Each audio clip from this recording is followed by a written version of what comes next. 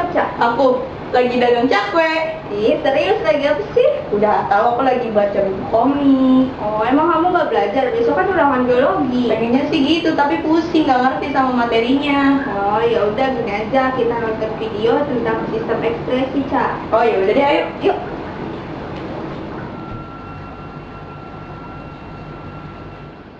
Sistem ekskresi. Ekskresi merupakan proses pengeluaran sisa metabolisme tubuh yang sudah tidak diperlukan lagi. Zat atau sisa metabolisme akan dikeluarkan oleh tubuh melalui proses ekskresi dalam bentuk urin, keringat, dan juga karbon dioksida melalui pernapasan. Proses pengeluaran zat dari tubuh dibedakan menjadi 3. Yang pertama ada defekasi. Defekasi adalah pengeluaran zat sisa hasil pencernaan yang tidak digunakan lagi dalam bentuk feses. Yang kedua ada ekskresi. Ekskresi adalah pengeluaran zat sisa hasil metabolisme yang tidak digunakan lagi dalam bentuk urin, keringat, uap air, dan CO2 melalui pernapasan. Yang ketiga ada sekresi. Sekresi adalah pengeluaran zat oleh kelenjar dan akan digunakan oleh tubuh berupa kelenjar eksokrin dan juga endokrin. Nah, di sini kita ada cara mudah menghafalkan organ ekskresi dan zat yang dikeluarkan. Yang pertama ada tempe, yaitu hati menghasilkan empedu.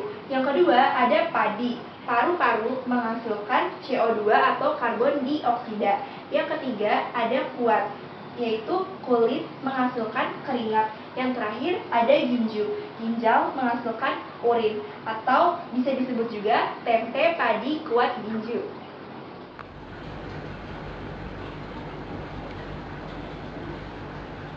Sekarang saya akan menjelaskan tentang paru-paru. Pengertian paru-paru. Paru-paru adalah merupakan organ yang bertanggung jawab untuk proses respirasi yang terjadi di paru-paru kanan dan paru-paru kiri. Fungsi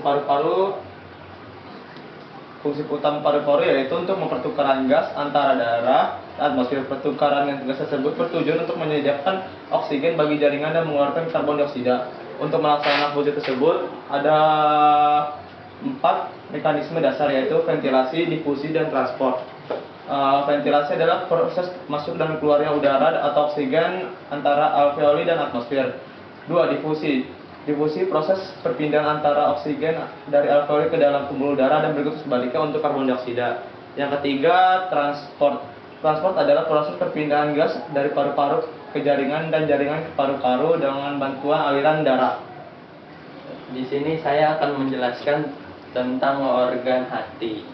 Hati adalah kelenjar di dalam tubuh yang terletak di dalam rongga perut sebelah kanan, tepatnya di bawah diafragma, berwarna kecoklatan. Berdasarkan fungsinya, hati juga termasuk sebagai alat ekskresi. Hal ini dikarenakan hati membantu fungsi ginjal dengan cara memecah beberapa senyawa yang bersifat racun dan menghilangkan amonia, urea, dan asam urat dengan memanfaatkan nitrogen dan dari asam amino. Proses pemecahan senyawa racun oleh hati disebut proses detoksifikasi. Dan fungsi hati tersebut adalah sebagai tempat terjadinya metabolisme protein, lemak, dan karbohidrat bergantung kepada kebutuhan tubuh. Ketiga, metabolisme dapat saling terkait. Berikut beberapa fungsi hati. Yang pertama itu ada menawarkan racun, yang kedua tempat pembentukan urea, yang ketiga menghasilkan empedu. Selanjutnya saya akan menjelaskan tentang gangguan pada hati dan juga paru-paru. Gangguan pada hati yang pertama adalah hepatitis, disebabkan oleh virus hepatitis. Dan virus hepatitis ini itu ada 5 jenis. Yang pertama hepatitis A, hepatitis B, hepatitis C, hepatitis D, dan hepatitis E. Virus ini dapat merusak sel-sel hati sehingga zat empedu yang diproduksi hati beredar ke tubuh. Kemudian yang kedua adalah sakit kuning, yaitu gangguan pada saluran empedu yang terjadi karena cairan empedu tidak dapat dialirkan ke usus 12 jari sehingga masuk ke dalam darah. Kemudian yang ketiga adalah sirosis, disebabkan karena konsumsi alkohol sehingga menyebabkan kematian pada sel hati. Dan selanjutnya yaitu gangguan pada paru-paru.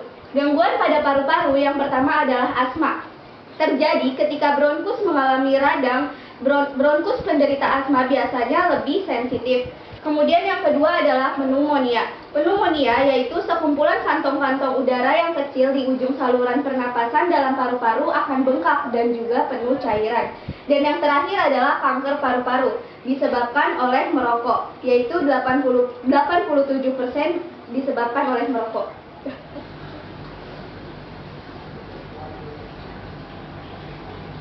Di sini sekarang saya akan menjelaskan mengenai kulit. Kulit adalah organ terluar dari tubuh yang juga organ terluar pada sistem ekskresi. Kulit memiliki 5 fungsi. Yang pertama, ekskresi, yaitu mengeluarkan lemak dan keringat. Yang kedua, perlindungan, yaitu melindungi tubuh dari mikroorganisme, radiasi sinar matahari, iritasi kimia, dan gangguan mekanik. Yang ketiga, ada pengatur suhu tubuh. Kelenjar keringat dan pembuluh darah berfungsi mengatur dan mempertahankan suhu tubuh. Yang keempat ada metabolisme, yaitu menyintesis vitamin D dengan dibantu oleh sinar matahari. Yang kelima ada komunikasi, yaitu media ekspresi wajah yang penting untuk komunikasi.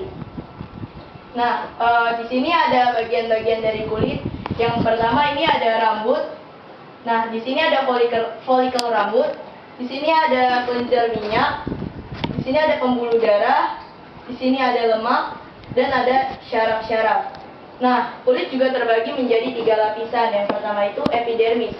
Lapisan epidermis merupakan bagian terluar kulit yang tersusun dari sel-sel epitel pipih berlapis banyak dengan susunan yang sangat rapat dan mengalami retinasi. Nah, lapisan epidermis terdiri atas 5 lapis. Yang pertama stratum corneum, yaitu lapisan epidermis yang paling atas. Yang kedua ada stratum lucidum, yaitu lapisan yang jernih dan transparan. Yang ketiga ada stratum granulosum yang terdiri atas 3-5 lapisan sel-sel bergranula keratohyalin. Dan yang keempat ada spinosum, yaitu lapisan sel-sel spina. Yang kelima ada stratum basalis, yaitu lapisan sel-sel yang melekat pada jaringan ikat dan lapisan dermis. Nah, yang lapisan kulit yang kedua ada dermis. Dermis terletak di antara epidermis serta hipodermis. Nah, di dalam lapisan epidermis terdiri atas 2 lapisan jaringan ikat. Yang pertama lapisan papiler yang mengandung banyak pembuluh darah dan reseptor sensor taktil atau sentuhan. Nah, yang kedua ada lapisan retikuler, yaitu tersusun dari jaringan ikat irreguler yang rapat, kolagen, dan serat elastik. Hipodermis, yaitu lapisan yang mengikat kulit secara longgar dengan organ-organ yang terdapat di bawahnya. Lapisan hipodermis mengandung lemak paling banyak untuk melindungi tubuh serta membantu tubuh untuk menyesuaikan diri dengan suhu luar. Nah, ada kelenjar-kelenjar pada kulit. Yang pertama itu kelenjar keringat. Kelenjar keringat terbagi atas 2 bagian. Yang pertama ekrin. Ekrin itu sekresi keringatnya mengandung air untuk mempertahankan suhu tubuh. Nah, yang kedua ada apokrin. Apokrin sekresinya terdapat di daerah atau bagian tubuh tertentu, misalnya di daerah ketiak. Nah, yang kedua ada kelenjar sebaceus, yaitu mengeluarkan sebum yang biasanya dialirkan ke folikel rambut. Nah, sekarang saya akan menjelaskan sistem ekskresi yang ketiga, yaitu ginjal. Apa itu ginjal? Ginjal adalah organ ekskresi utama yang berbentuk seperti kacang merah dan berwarna kecoklatan. Ginjal ini terletak di kedua sisi tulang belakang, tepatnya di rongga perut bagian belakang di bawah tulang rusuk. Nah, apa aja sih fungsi-fungsi dari ginjal? Fungsi dari ginjal ini yang pertama ialah menyaring darah. Yang kedua, mengatur tingkat keseimbangan air di dalam tubuh. Yang ketiga, mengatur konsentrasi garam yang ada di dalam tubuh. Nah, terus yang keempat ini ada juga, ginjal juga dapat berfungsi untuk membentuk urin. Apa aja sih tahap proses pembentukan urin? Sebelum itu, di sebelah sini sudah ada gambar nefron dari ginjal. Darah akan masuk ke glomerulus dan akan disaring, yang biasa disebut dengan filtrasi atau penyaringan. Darah yang disaring akan memisahkan 2 hal, yaitu molekul besar dan molekul kecil. Molekul besar seperti sel darah dan protein. Lalu untuk molekul kecil seperti air dan ion.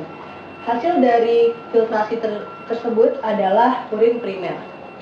Lalu zat-zat yang sudah disaring akan masuk ke dalam tubulus contortum proximal atau biasa disebut TKP. Nah, di proses tersebut biasa disebut dengan reabsorpsi atau penyaringan atau penyerapan kembali. Nah, di sini zat-zat hasil filtrasi yang sebelumnya akan disaring oleh TKP atau tubulus contortus proximal dan menghasilkan urin sekunder. Setelah itu zat-zat tadi atau urin sekunder tadi masuk ke dalam augmentasi atau pengeluaran zat. Nah, augmentasi ini merupakan proses pengumpulan urin atau cairan dari proses sebelumnya. Nah, proses ini terjadi di tubulus distal. Pada tahap ini, beberapa zat seperti ion hidrogen, kreatin dan obat-obatan akan dilepas dari darah ke urin. Maka terbentuklah urin sesungguhnya. Selanjutnya saya akan menjelaskan gangguan pada kulit. Yang pertama adalah eksim, yaitu radang kulit hebat. Nah, eksim ini dia itu akan memerah, terus kering dan pecah-pecah. Biasanya eksim ini terjadi pada bagian tubuh yang memiliki lipatan seperti pada bagian dahi pada wajah, terus bagian mata, bagian telinga, bagian leher, bagian dalam sikut, dan juga bagian belakang dari lutut. Nah, kemudian eksim ini adalah kulit teriritasi. Dia memerah dan diikuti benjolan-benjolan kecil. Benjolan-benjolan ini itu akan kayak seperti luka-luka yang melepuh gitu. Luka yang melepuh ini isinya itu cairan atau bisa juga menjadi kulit yang pecah-pecah gitu. Nah, kemudian yang kedua ada vitiligo. Vitiligo adalah gangguan pigmentasi sehingga kulit kekurangan melanin. Jadi dia muncul bercak-bercak putih gitu. Kemudian yang ketiga ada kalkus, yaitu penyakit mata ikan. Nah, selanjutnya gangguan pada ginjal. Gangguan pada ginjal yang pertama adalah albuminuria, merupakan kelainan pada ginjal yang disebabkan oleh naiknya tingkat permeabilitas membran glomerulus. Gejala ini bisa kita ketahui dengan adanya protein albumin pada urin. Kemudian yang kedua adalah sistitis, merupakan radang pada kandung kemih yang disebabkan infeksi bakteri luka mekanis atau bisa kita sebut yaitu infeksi saluran kandungan kemih. Infeksi saluran kandungan kemih ini itu akan sakit di bagian perut bawah. Jadi kita merasa seperti tertekan di bagian perut bawah. Dan jika infeksi saluran kandung kemih ini berbahaya, maka akan bisa menyebabkan gangguan ginjal lainnya seperti batu ginjal.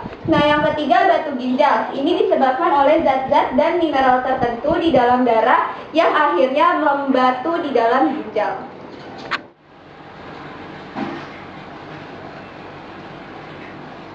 Selanjutnya saya akan menjelaskan tentang faktor yang mempengaruhi proses pembentukan urin. Yang pertama faktor internalnya, yaitu hormon ADH dihasilkan oleh hipotalamus dalam otak, disimpan dan dibebaskan oleh kelenjar pituitari yang terletak di bawah hipotalamus. Kemudian hormon insulin dihasilkan oleh sel B pada pankreas, berfungsi untuk menurunkan kadar glukosa darah. Dan faktor eksternalnya yang pertama adalah suhu lingkungan. Jika suhu lingkungan panas, banyak mengeluarkan keringat, osmolaritas darah meningkat, sekresi ADH meningkat, reabsorpsi air banyak, dan jumlah air menjadi sedikit. Jadi kesimpulannya, kalau misalnya suhu lingkungannya itu panas, maka urin yang dikeluarkan akan sedikit. Kemudian yang kedua, jumlah air yang diminum. Osmolaritas darah menurun, sekresi ADH menurun, reabsorpsi air sedikit, dan jumlah urin menjadi banyak. Jadi kalau misalnya kita minum air banyak, maka urin yang kita keluarkan juga akan banyak. Kemudian yang terakhir adalah alkohol dapat menghambat pembebasan ADH, sehingga menyebabkan kandungan air dalam urin berkurang. Tubuh mengalami dehidrasi dan rasa sakit. Jadi kalau misalnya kita meminum alkohol terlalu banyak, maka itu juga akan berpengaruh pada kesehatan kita. Kemudian ada sifat-sifat urin. Yang pertama, volume urin yang dihasilkan oleh orang dewasa yang sehat itu sekitar 800 sampai 2500 ml per hari. Yang kedua, berwarna kuning pucat sampai kuning tua. Nih contohnya kayak gini. Dari yang pucat sampai tua. Kalau misalnya pucat itu dia berarti zona aman. Kalau misalnya kisaran segini ini dehidrasi ringan, terus dehidrasi, dan ini dehidrasi berat. Ini warnanya itu kayak udah bener-bener kuning banget, udah keorenan, dan urin yang seperti ini itu juga bisa membahayakan diri kita. Bisa saja kita mengidap penyakit infeksi saluran kandungan kemih, atau batu ginjal. Jadi urinnya itu kayak seperti udah bercampur dengan darah. Kemudian berat jenis urin itu kisaran 1,033 sampai 1,035 gram per cm kubik, bersifat agak asam dengan pH rata-rata 6 atau sekitar 4,7 sampai 8. Kemudian urin itu berbau khas, cenderung berbau amonia setelah didiamkan. Jadi kalau misalnya kita habis pipis terus kamar mandinya bau pesing, itu bukan bau pesing namanya, tapi bau amonia. Terima kasih. Nah, gimana Ca? Udah ngerti belum? Alhamdulillah aku udah ngerti. Alhamdulillah. Hai kalian. Hai. Ngapain di sini? Habis belajar sistem ekskresi. Loh, ngapain? Besok kan libur. Loh,